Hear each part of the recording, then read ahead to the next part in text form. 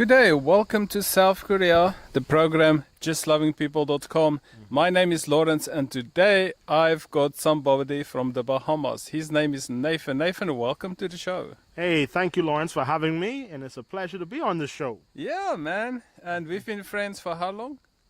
A few months. A few months. A few months. Yeah. We actually met here in Korea. Yep. We had this English service at night, Saturday nights, Yes, and that's how we met. Yeah. And you have some news to tell.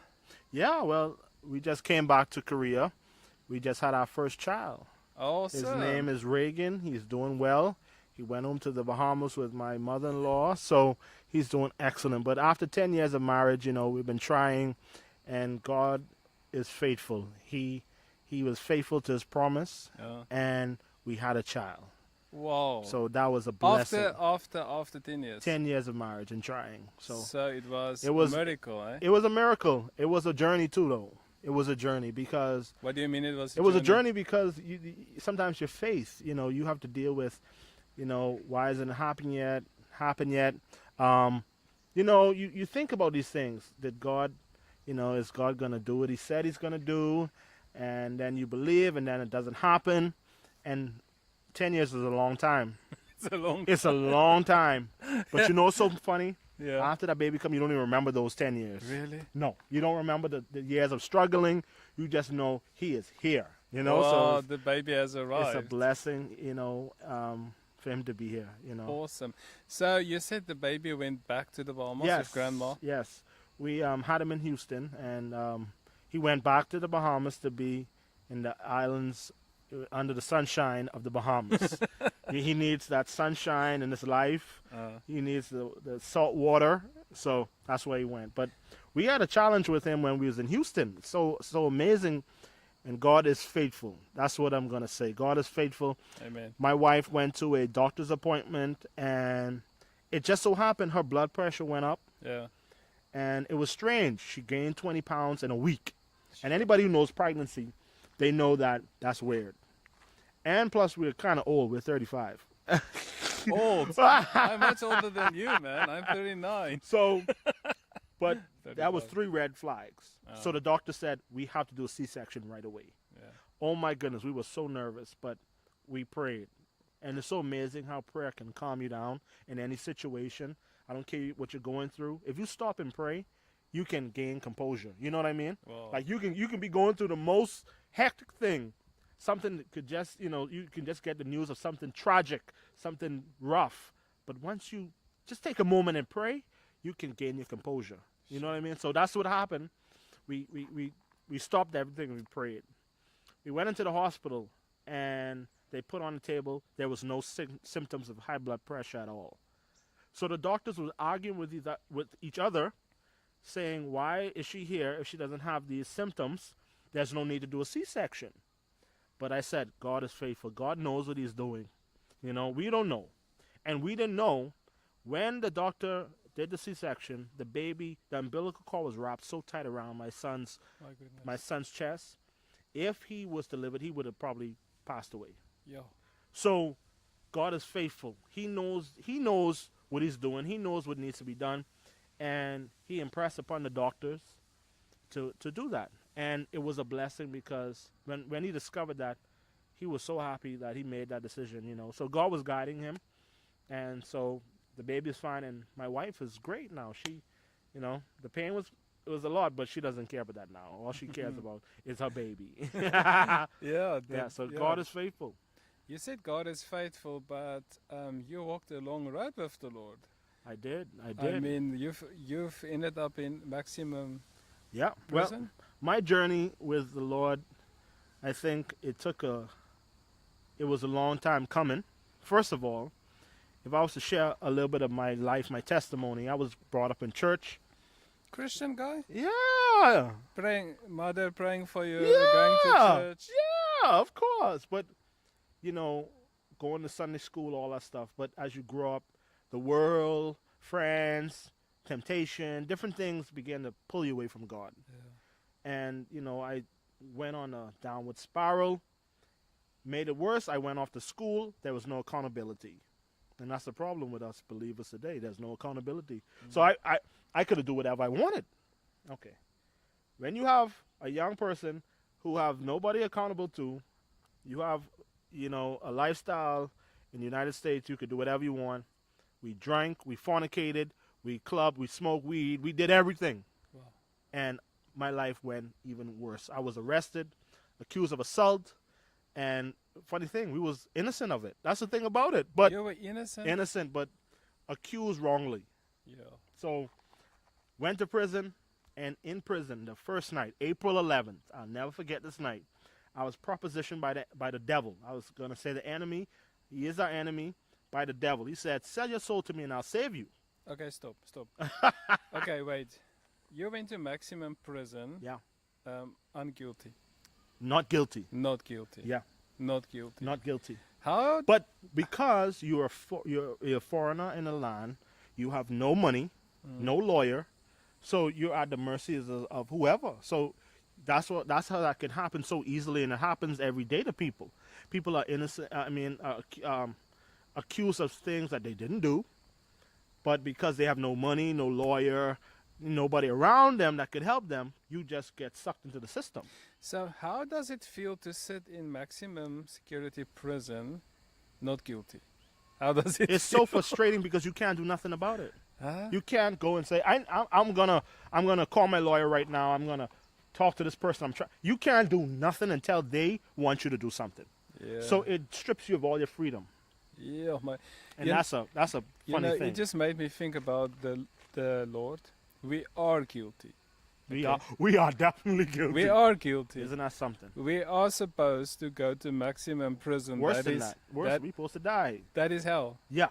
But in our case, guilty but free. In Yeah. your case, not guilty But in prison. but in prison. Isn't that awesome, eh? My Isn't the Lord bunkmate awesome? was a murderer. Say again? My bunkmate, my cellmate was a murderer, convicted murderer. And this Yeah. was my first time in prison. So I'm with the wolves. Yeah. But you know what's so funny? The peace of God was on me, and I slept like a baby. Wow. And being in prison, it can be such a it breaks you down mentally because there's so much rules that makes no sense, but you cannot. For instance, let me show you how it can be so rough in there. Just suppose you're in an environment that is very cold and you cannot put on a cover the whole day. The cover's right there, but if you touch that, they will take your mattress, your sheet, your pillow, and you'll sleep on a steel thing. So you're there wanting to warm yourself, but you can't. It breaks you down mentally. That's just small things. You're dealing with other prisoners that have life sentences, don't care about nothing. So they would try to assault you. It's just so much different things that can just. Okay, let me ask a few questions. All right, sure. So me and the listeners, Yes. we have no idea of prison, maximum security, all these things. The moment the doors closed behind you, what went through your mind? First of all, you still remember the sound of the door closing. But when you're walking up to your cell, you hear the noises. The noises are like you're dealing with a pack of wolves, and they're barking, Sure. and they're shouting for no reason, but it just intimidates you. And if you they kind of weed you out right there, because when you hear these noises, you can just shudder in your bones, and then you could be very afraid, but you got to walk with your head up high. You got to be tough, and you hear the noises, and then when you go to your cell, when the cell door closes behind you, boom! It's like, whoa, this is reality, because nobody believes it could happen to them. You know what I mean? Nobody, until they're in the situation, and the door closes and you're in prison, and that's the most realest thing that can happen. How long have you been in there? A few weeks. A few weeks. Man, Yeah. a few weeks. And in prison you found the Lord? I did.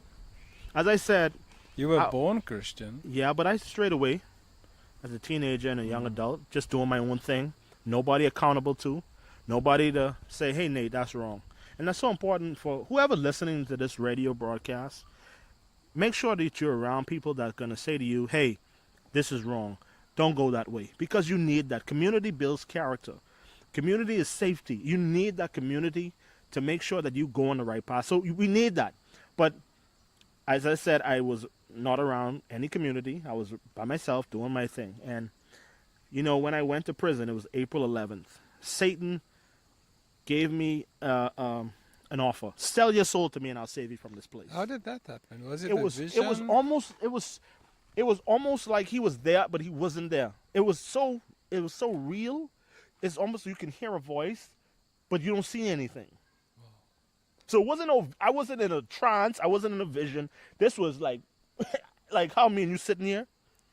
It was like that. It was real. He said, "Sell your soul. Sell your to soul, me. and I will save you from this place." So I will get you out." I will say yes. That's actually what he meant. Exactly what he meant. And you said no. Well, not exactly because it took. Well, not at first. Let me not say not exactly, but but you know, I thought about it for about 2 hours. I had nobody to help me. Yeah. No money, no family, no friends there. I was by myself. I had no other option. I felt like I had no other option. So I thought about it for 2 hours, thinking about what it would mean. I was thinking he's gonna double cross me. If I sell my soul, he's gonna leave me in here forever anyway. So I was thinking all these things. But you know, what's so funny, in my testimony, I think about if I was to entitle it, I would entitle it "The Power of a Seed," because it was a Sunday school teacher that implanted in my mind and my heart about the devil and how we should avoid him and different little childhood applications about the devil that popped up in my mind during that adverse time. And it's so amazing about seeds are sometimes it takes adverse environments for seeds to grow. It might not take a great day. It might take the worst day of your life. That a seed, something that someone said years ago, begins to grow in your life and begin to encourage you. In my case, that seed was the tool I need to say no to the devil. And I said no. Sunday school teacher who told you Sunday be careful. Yeah. Her name is May Knowles. I know her name. She's still alive to this day. Oh. She's about 70 something, but she was my Sunday school teacher. So you were in maximum prison, not guilty. Not guilty. They were offering you freedom for your soul. For my soul. Yeah. But the seed. That seed that was planted in my life gave me the ability to say no and turn to God. And so after 2 hours you said no. I said no. I'm not and I taking said, your Lord, offer. no. I said, I'm not doing that. And I said, Lord, if you save me from this place, I'll serve you for the rest of my life. You made the other decision. You totally went to the other side. There's only two choices in this whole world. Yeah. There's only two. It's either you're gonna go with Satan or God. There's only two choices. So when I turned him down, it was only one other choice, the best choice that ever you can make. You know. Okay, so you said, Lord, if you save me from this place, I'll serve you for the rest of my life. I'll tell people how you saved me. I'll make sure I'll encourage people who are in my situation, basically. You know, those people who find themselves in my situation, I'll try to encourage them and give them a good, like that. So I said, Lord, I'm at the bottom of the barrel. There's no other hope for me here. There's no other hope for me here. The other place is death. Mm-hmm. I said, Lord, I'm at the bottom of the barrel. I could see myself now. Save me. Mm. And guess what? I gave my life. There was no big fanfare, but I had a peace. Okay, stop. We are out of time. What? Oh, man. But tomorrow. Yes. Tomorrow. Okay. Please continue. All right. So, listener, thank you for listening to us. My name is Lawrence. JustLovingPeople.com is the website. This broadcast was made possible by family and friends. People like you who support us to stay on the air. Thank you so much. Nathan, thank you for talking to us. Thank you for having me. Tomorrow we will be on the same radio station, the same place, the same time, and we will continue the story about my friend sitting with us here. Mm-hmm. And you can hear the sounds from South Korea. We're sitting in the woods. It's nice out here. Beautiful. Go to JustLovingPeople.com. That is the website. You can see photos, videos, movies. Until next time, goodbye and God bless.